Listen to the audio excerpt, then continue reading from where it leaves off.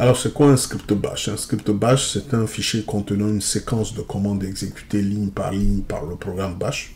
Il vous permet d'effectuer une série d'actions relatives à l'automatisation d'une tâche bien précise.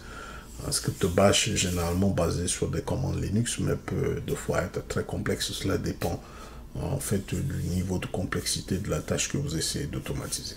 Comme par exemple ici, si je dois installer Nmap et PHP sur cette machine, je peux choisir de créer un script qui le fait automatiquement pour moi. Le but, c'est d'automatiser la tâche. Donc, par exemple, ici, je vais juste créer un fichier qui s'appelle MyScript. Et je vais éditer le fichier et ajouter les commandes qui me permettent d'installer Nmap et PHP. Donc ici, je vais utiliser gnome, sudo gnome -y install nmap, c'est la commande qui me permet d'installer nmap. Ensuite, je vais ajouter la commande qui me permet d'installer PHP, install PHP. Ok, et voilà, j'ai juste besoin de sauvegarder ce fichier là. Alors, je peux faire exécuter ce fichier automatiquement par bash en appelant bash comme suit. Bash suivi du nom de fichier.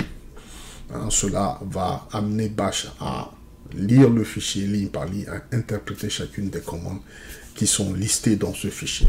Et bash va ainsi exécuter cette tâche-là automatiquement pour moi en installant les deux paquetages. Alors, si je presse Entrée, comme vous le notez ici, bash va exécuter ces commandes-là pour moi.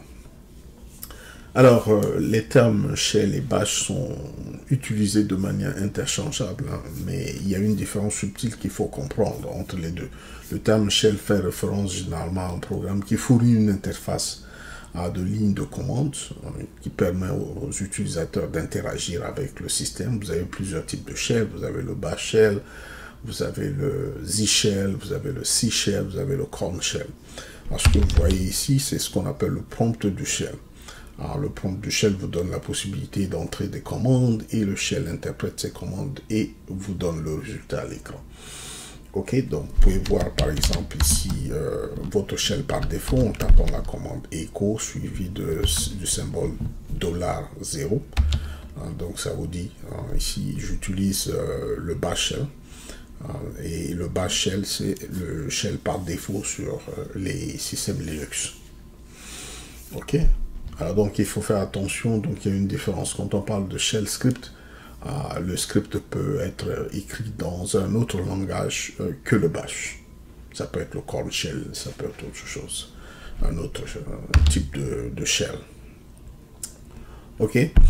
Alors quels sont les avantages du scripting? Vous avez l'automatisation, donc les scripts shell vous permettent d'automatiser les tâches et les processus répétitifs, ce qui vous fait gagner du temps et réduire le risque d'erreurs pouvant survenir lors de l'exécution manuelle des tâches.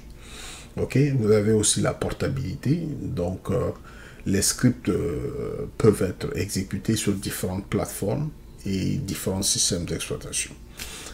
Il vous suffit d'avoir le shell nécessaire sur le système d'exploitation sur lequel vous voulez exécuter votre script. Et voilà. Donc, dans la prochaine section, on va voir comment créer un script bash.